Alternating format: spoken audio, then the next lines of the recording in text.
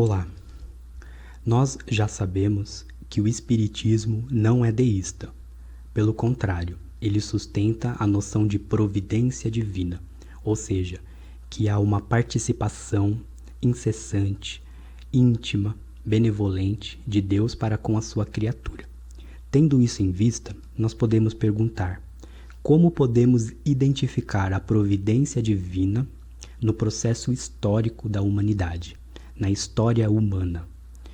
Este problema é sim abordado por Kardec e ele se configura, no âmbito geral da filosofia, como um problema de filosofia da história e filosofia da cultura.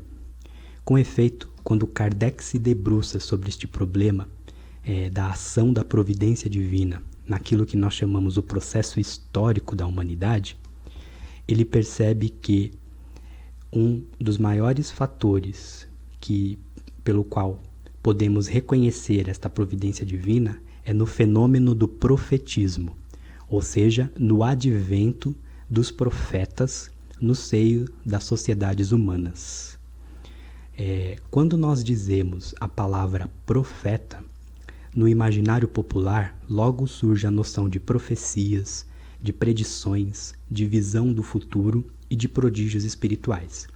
Esses fatos existem e realmente estão ligados à personagem do profeta, de modo mais ou menos intenso, dependendo da figura da qual estamos nos ocupando. Mas esses fatos sim existem. Entretanto, eles são apenas o arcabouço do fenômeno do profetismo. Eles são só a estrutura superficial, não substancial do fenômeno do profetismo. Kardec identifica os verdadeiros caracteres do profeta, aquele que é realmente um fator civilizatório na humanidade. Então, ele propõe uma definição bem clara e bem precisa do que é um verdadeiro profeta, que não se reduz apenas a esses aspectos de prodígios espirituais. Vejamos a sua definição que está contida no Evangelho segundo o Espiritismo. Ele diz assim: se diz de todo enviado de Deus, com a missão de instruir os homens e de lhes revelar as coisas ocultas e os mistérios da vida espiritual.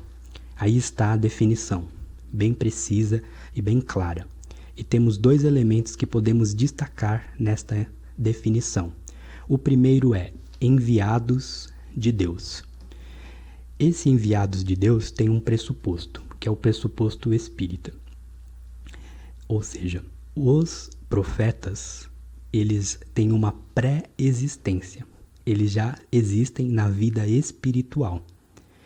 Kardec nos diz que há uma população espiritual diretamente ligada à Terra. E nessa população espiritual há também uma elite espiritual, caracterizada pelo seu progresso intelecto-moral. E é esta mesma elite espiritual que fornece os profetas que irão encarnar na Terra para cumprir os desígnios de Deus.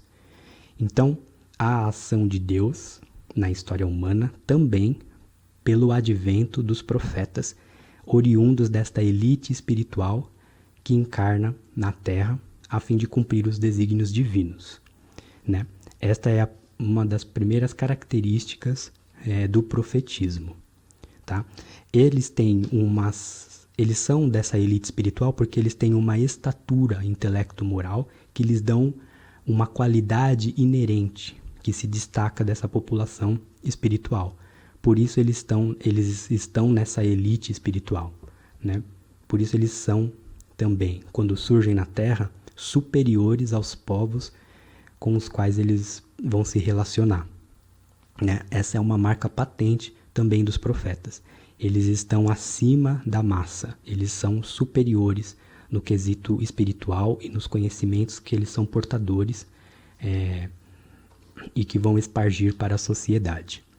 E aí chegamos no segundo elemento dessa definição, é a instrução. Para além dos fenômenos, dos prodígios espirituais que também estão ligados à figura do profeta, há o elemento substancial do seu papel cultural da sua função social e espiritual, que é a instrução. Eles são portadores de conhecimentos espirituais elevados. E com isso, eles se transformam em alavancas do progresso intelecto-moral, em impulsos civilizatórios. Eles são, de fato, a representação da ruptura do estado de barbárie para uma transição de um processo civilizatório incipiente, mas necessário para o amadurecimento da criatura humana. Então, eles estabelecem um novo ethos, uma nova forma de determinação do comportamento estabelecido com um referencial transcendente. Eles ampliam o horizonte consciencial, né, e permitem, assim, a efetiva transcendência do ser no tempo, né? Então, aí está a definição de Kardec, que suplanta este imaginário popular que reduz os profetas apenas aos fenômenos e aos prodígios. Não, os profetas são verdadeiramente um poderoso fator civilizatório, né? E eles são, de fato, até um agente histórico, no sentido de que as suas ações repercutem por milênios. Talvez eles sejam os agentes históricos mais poderosos que existem, né? Basta ver Moisés, por exemplo, e Maomé. Maomé também reunia as tribos árabes ali dispersas que viviam em constante litígio, em constantes conflitos e derramamento de sangue, idolatria e entorpecimento na vida sensual, né? Com o seu advento, ele institui um novo ethos, um novo código de comportamentos visando uma relação com o transcendente, com Deus, e assim ele abre a perspectiva de realização espiritual e de uma efetiva transcendência do homem em relação ao seu estado puramente animal e biológico, né? Então esse é o caráter principal dos profetas e é por eles que percebemos a ação de Deus e a sua benevolência e a sua solicitude. Agora, pelo fato de eles sim serem superiores intelecto moral à população com a qual eles se relacionam, não quer dizer que eles são perfeitos e nem portadores da revelação total, né? Isso Kardec aborda no livro A Gênese sobre os caracteres da revelação espírita, no item 8, capítulo 1, ele diz o seguinte: todas as religiões têm tido seus reveladores, e todos eles, embora longe do conhecimento total da verdade, tinham a sua razão de ser providencial, porque eles foram apropriados ao tempo e ao meio em que viveram, ao gênio particular dos povos a que falavam e aos quais eram superiores. Ou seja, eles eram superiores, mas também estavam condizentes às necessidades ali e à condição intelecto-moral daquele povo em que eles habitavam, né? Traziam conhecimentos parciais e necessários para a disciplina espiritual daquele povo, mas não são o portador da verdade total, da verdade, né, global. Agora, para finalizar, nós podemos ver a atualidade de Kardec e o tratamento especial que ele dá ao fenômeno do profetismo, como que essa noção tão profunda e tão necessária para o conhecimento e do processo civilizatório, né, para a compreensão do processo histórico do homem na natureza, nós podemos identificar elementos de convergência com a filosofia atual. Esses elementos de convergência podem ser destacados na filosofia de Olavo de Carvalho, que é um dos maiores filósofos da contemporaneidade e é um filósofo brasileiro. Ele também, fazendo uma análise filosófica da cultura, compreende que o fenômeno do profetismo é extremamente importante para o processo civilizatório, não se restringe a prodígios espirituais, mas traz em si a marca de uma ação intelectual, de uma ação moral e de uma ação espiritual muito poderosa que repercute ao longo dos tempos e que molda a vida cultural dos povos. Essa definição, que está em convergência com a abordagem kardeciana, está no seu livro O Jardim das Aflições. Eu vou citar para vocês verem o elemento de convergência neste quesito. Diz Olavo de Carvalho: é só a banalidade do mundo de hoje que pode conceber os profetas como meros vaticinadores das coisas futuras.